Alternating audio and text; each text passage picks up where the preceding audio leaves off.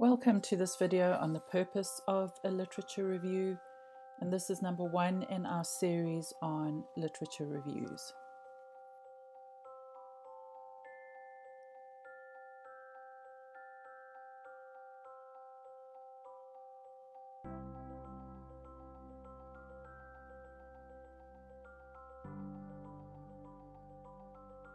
Literature reviews, although they contain description and they need description, are essentially analytical papers.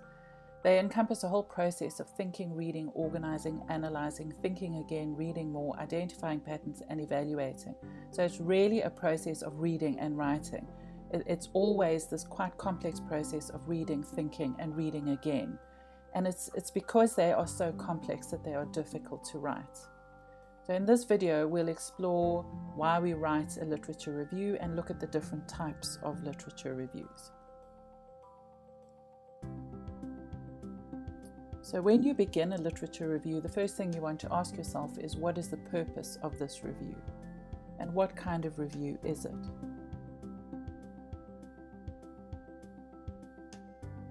There are lots of different purposes to write a literature review, and in some papers you might be foregrounding some reasons and putting others in the background.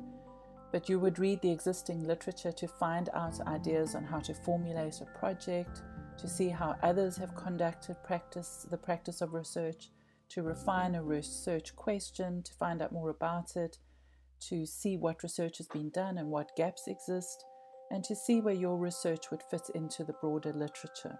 So there are lots of different reasons for reading the literature, and you have to decide what you want to include in your literature review. So the place to start would be to ask yourself, why am I reading the literature? What do I want to find out? What's my purpose here?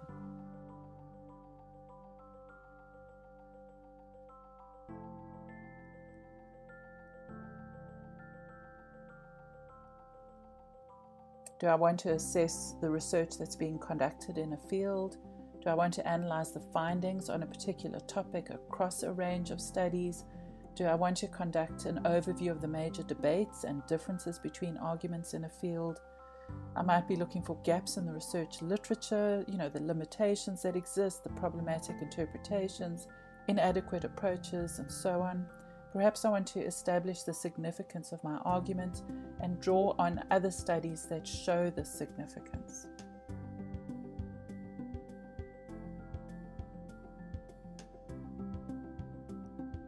I might want to defend my approach, whether it's conceptually or methodologically. I might want to trace the lineage of a concept over time and see how it's changed. I might want to look at a concept geographically, contextually, and compare the changes between countries or cultural interpretations. I might want to show, since a thesis is for examination, is examined, I might want to show how much I've read and that I've been able to understand the relevant complex theories to this thesis. I might want to justify my conceptual framework or argument. Now, this is not a comprehensive list, and you may have overlapping purposes. And you may, in the end, cover all of these, but you want to focus on one in the beginning. Gap spotting is often the one that you want to begin with. It's one of the main reasons for including a literature review, is identifying the gap in the literature that your research will fill. So if you begin with that, then move on to what are the debates in the literature and how do I align myself within those debates, and then move on to another purpose.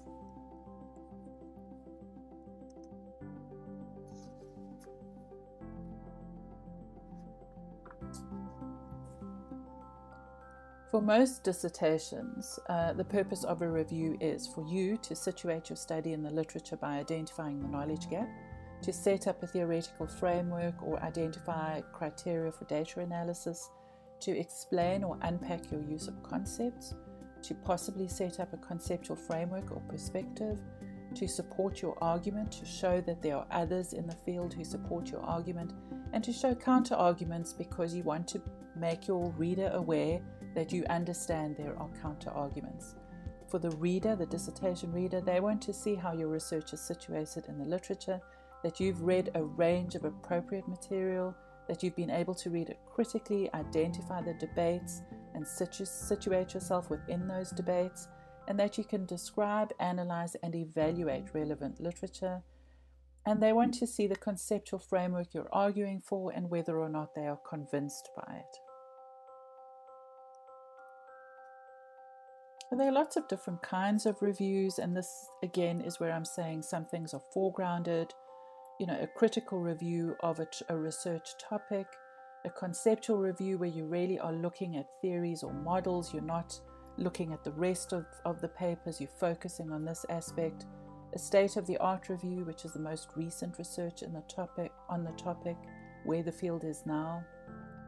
An expert review is where an authority develops a review which is shaped obviously by their perspective. A systematic or scoping review, a really popular review now, which sets the scene for future research. A methodological review, where you're looking at the methodologies in the field. And then, of course, the most common one, to situate your research within a field.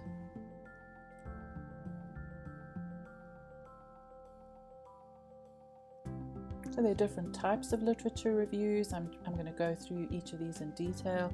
A narrative review, a focused review, a systematic review, and a meta-analysis.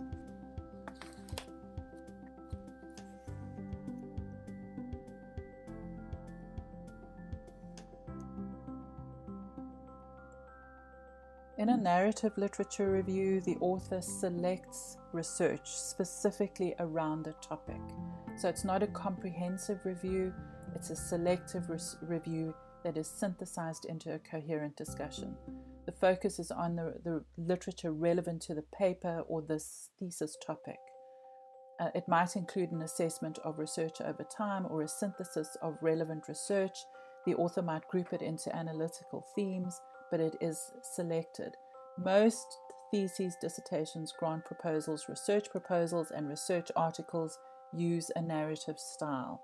It involves selecting, sorting, grouping sources, then describing, summarizing, analyzing, comparing, synthesizing, and evaluating, but only selected sources in the field. Here's an example of a narrative literature review. And if you have a look at the first sentence, when we look at some of the literature on expertise, so you'll see that this is not a comprehensive review of everything that's been written on expertise.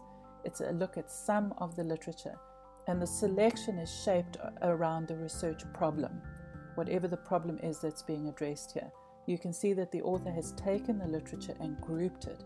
She's made particular points, and you can see the highlighted references show you where she has grouped particular points. And she's telling the story of this literature. She's saying these aspects are well known, while others are vague and poorly defined. And she's saying to you, this is what's known about expertise in education, this is what's not known about expertise, and this is what's relevant to this study. And that's the narrative aspect to it.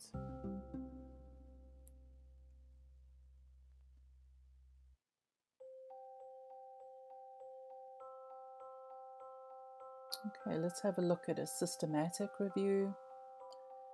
These reviews follow a very strict methodology. This is like a research project on the selection of the literature and criteria for including, excluding sources. The purpose is to achieve a broad view of the discipline or field or issue. So this is a comprehensive review of everything that's been written in this field.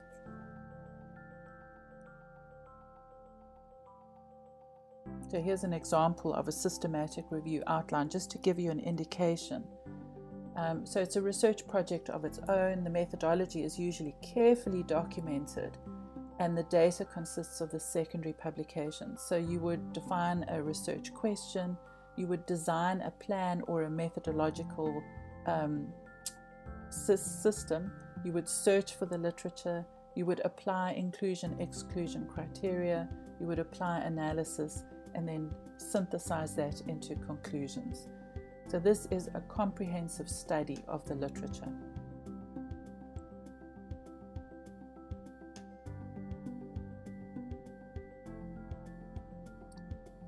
Okay, so let's have a look at the systematic review. A literature search was conducted in accordance with PRISMA guidelines. So there's a specific methodology for this literature search using keywords, and they've identified exactly which keywords they've used. They state which databases they've looked at, PubMed and Ovid, how many papers were published between a certain time period. All abstracts were cross-checked by 2 researchers to identify articles of interest.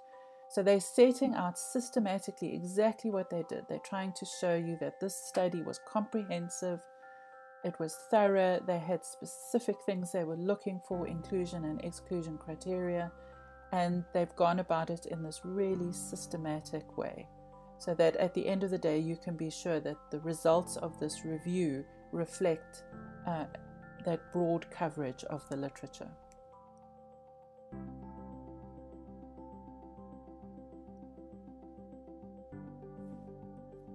So in a meta-analysis, researchers take data from independent studies using the same or similar research question, and the data is then combined, reanalyzed using statistical techniques to get a meta result. So what this means is that researchers are looking at the data from previous studies and then reusing that data on a much broader level to produce new results. So in this meta-analysis, the impact of writing interventions on the quality of writing produced by students with learning disabilities was assessed. Ancestral and electronic searches were used to locate experimental, quasi-experimental, and within subject design studies with participants. So this would be a statistical analysis, and it would result from studies that generated statistical results. So if you were doing a meta-analysis, you would look for studies that generated statistical results, and then you would reanalyze those results.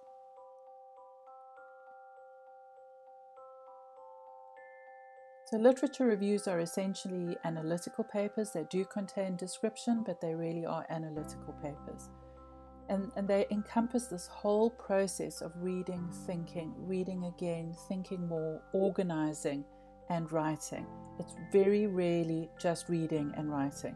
You have to think about what you're doing, choose what you want to do, group, organize, and think again. Think about the purpose for the review and the kind of review you want to write. That will help you through this. One of the main reasons is to identify a gap.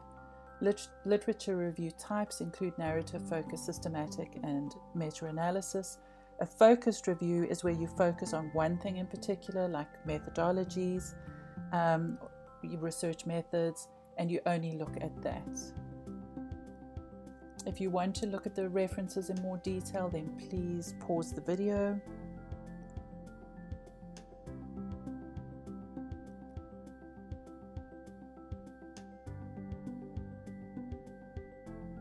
And here are the references to the examples. So if you want to look at the actual documents, please go ahead. You can see they are good examples of different kinds of literature reviews.